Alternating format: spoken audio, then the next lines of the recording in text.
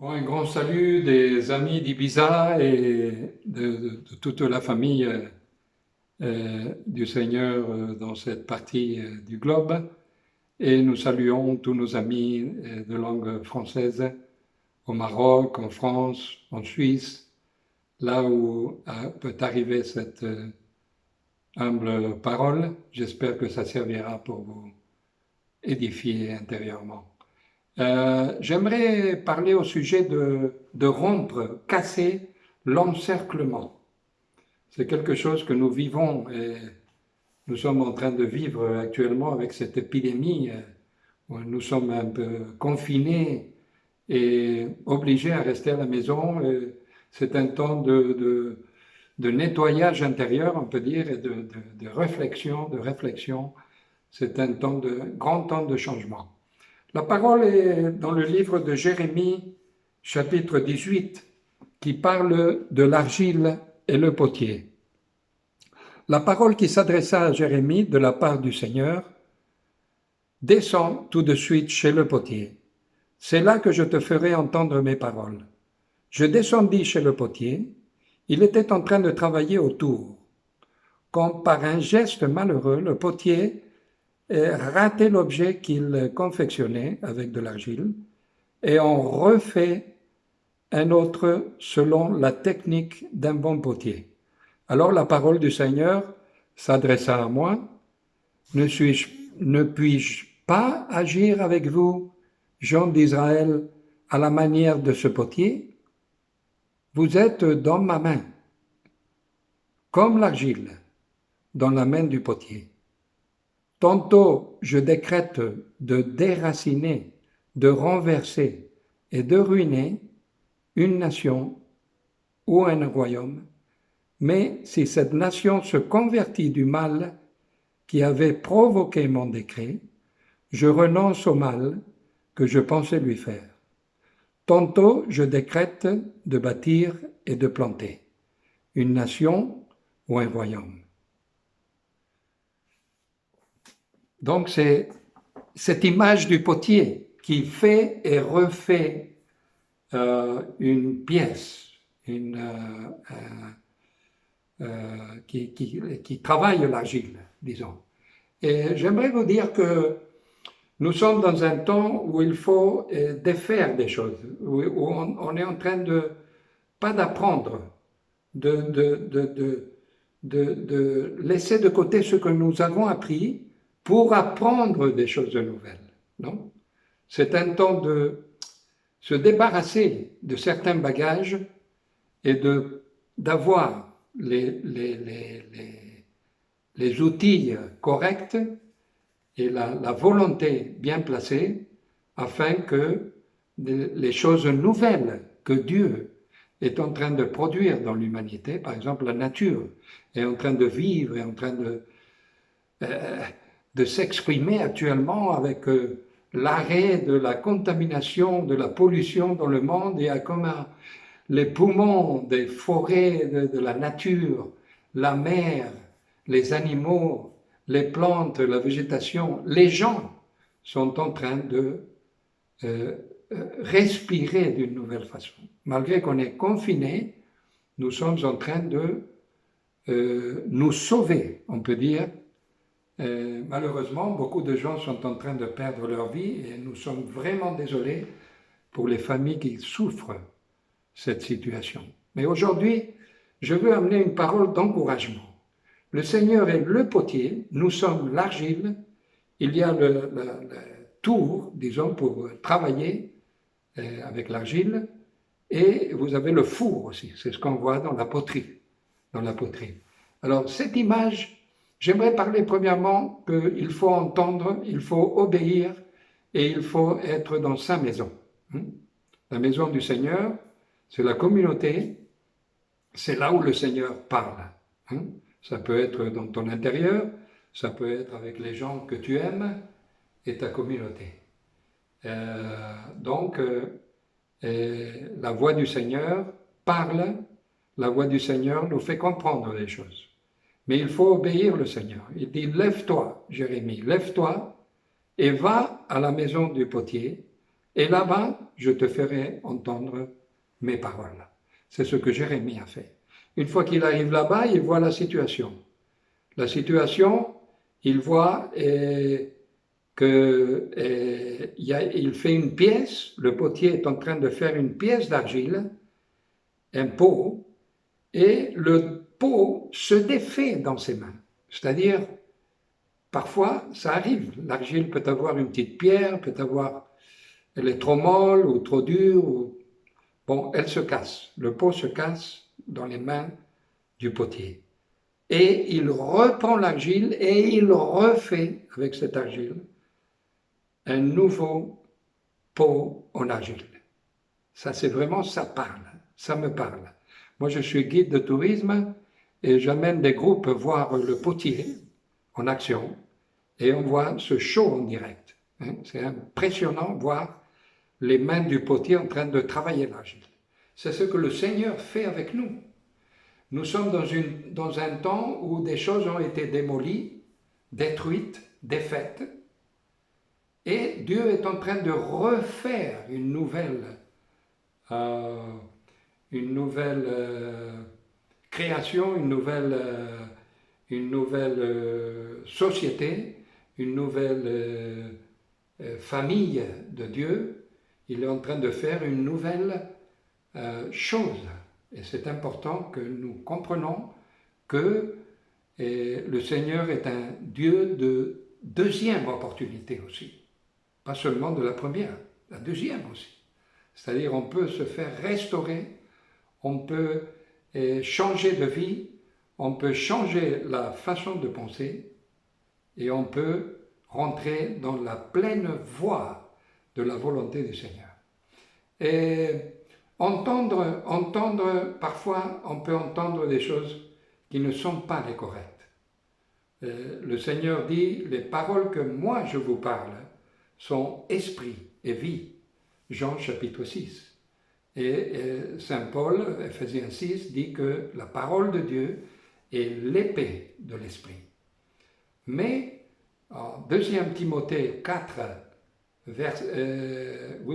chapitre 4, verset 3, il parle des gens qui tournent autour de ces enseignants qui parlent des nouveautés, des nouvelleries, des choses qu'ils amènent soudain comme quelque chose, comme si c'était le coca dans le désert, où il a trouvé du pétrole, là, au milieu donc, il y a des gens qui te font croire qu'ils ont trouvé le pétrole. Ils ont inventé le Coca-Cola, non? Et alors, il y a des gens dans les églises qui tournent autour de ces gens qui viennent. Le Seigneur dit attention, parce que ça peut vous dévier de la voie. Il faut entendre ce qui est correct.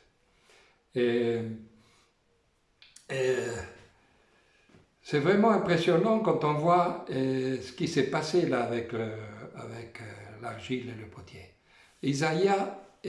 Isaïe chapitre 29, 16 dit que est-ce que l'argile peut commander le potier, lui dire au potier ce qu'il faut faire? Ben non, ça c'est pas possible. Isaïe 64, 8 dit « Tu es notre Père, nous sommes l'argile, et toi tu es notre potier. » À Jérémie 18, on l'a lu, et Romains 9, 14 et 24 dit que la question du règne n'est pas de celui qui va ou qui vient ou qui court, mais celui qui est dans la volonté du Seigneur, celui avec qui le Seigneur a miséricorde.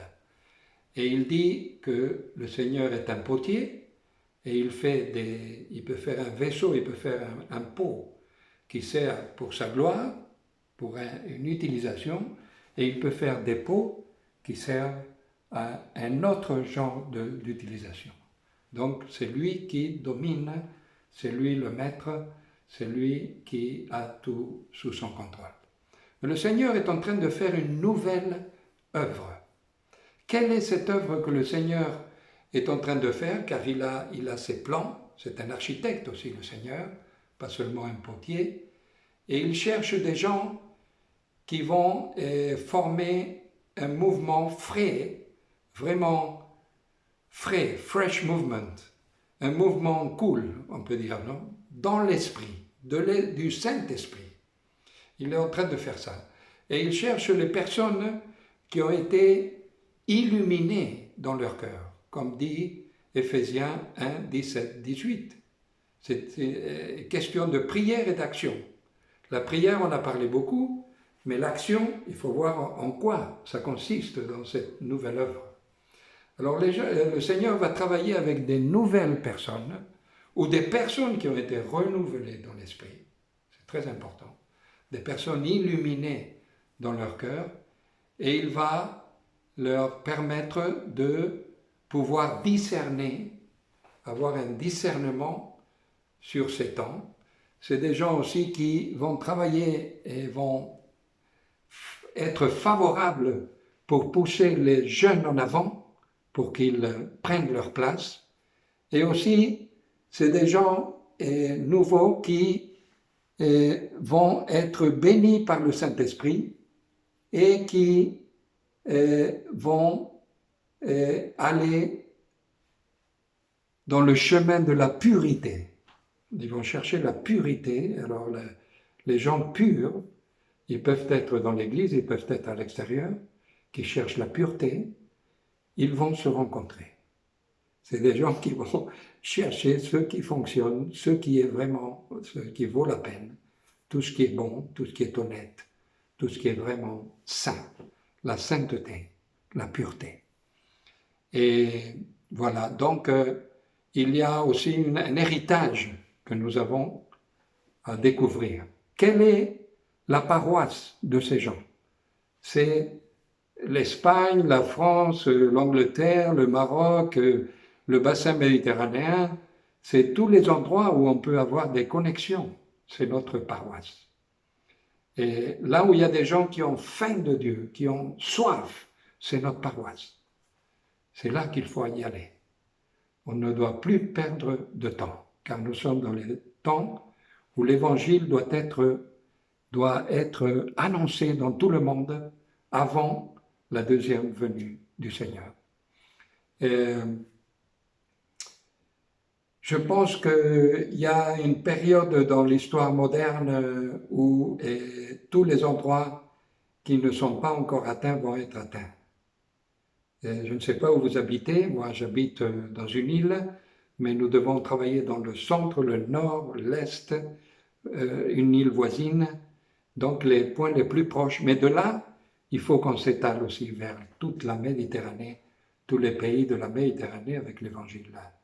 C'est une période historique, ça c'est notre héritage, nous devons aller en avant. La vague de gloire qui vient dans le monde également, et en Europe, et en Espagne aussi, c'est quelque chose qui fait partie de l'œuvre du Seigneur, car Philippiens 1, 6 dit je suis convaincu de ceci, que celui qui a commencé la bonne œuvre en vous va l'achever, il va la terminer. Donc nous sommes dans ce processus entre avoir commencé et avant de terminer, et là nous nous situons. Et ce n'est pas la première fois que beaucoup de nations sont affectées par un mouvement de Dieu puissant, de la même façon que nous sommes affectés par cette épidémie du coronavirus. Nous pouvons être affectés aussi avec une vague d'espoir, d'espérance, de salut. Le Christ doit être connu dans tout le monde. C'est le temps de Déborah et Barak. C'est le temps où le peuple de Dieu va vaincre les ennemis avec l'aide de Dieu. C'est Dieu qui intervient. Mais vous avez aussi la chanson de Déborah, la chanson de Barak, qui parle, qui s'ouvre le chemin en victoire au milieu de la crise, au milieu d'une situation vraiment impossible, où ils étaient dominés, ils étaient aplatis par la domination des ennemis et qui les entouraient, très puissants avec une grande armée. Pourquoi? Parce qu'ils avaient détourné leur cœur du vrai Dieu. Ils étaient pleins d'idolâtrie. Et il y avait aussi la corruption, il y avait la violence, il y avait l'esclavage, il y avait l'offense spirituelle. Je pense que l'Europe pratique des offenses spirituelles contre le Seigneur. Et malgré que c'est un pays, c'est un continent qui a été christianisé, tout comme tout le nord de l'Afrique également, au début, et ils se sont éloignés de la vérité de Dieu. Ils se sont éloignés de l'enseignement de l'Évangile. Saint Augustin, au nord de l'Afrique, par exemple, avait fait une grande œuvre, mais les gens sont loin de cette œuvre, malgré qu'il y a un rémanent, il y a un groupe, il y a un peuple qui suit le Seigneur de partout, tous ces endroits, mais je parle en général.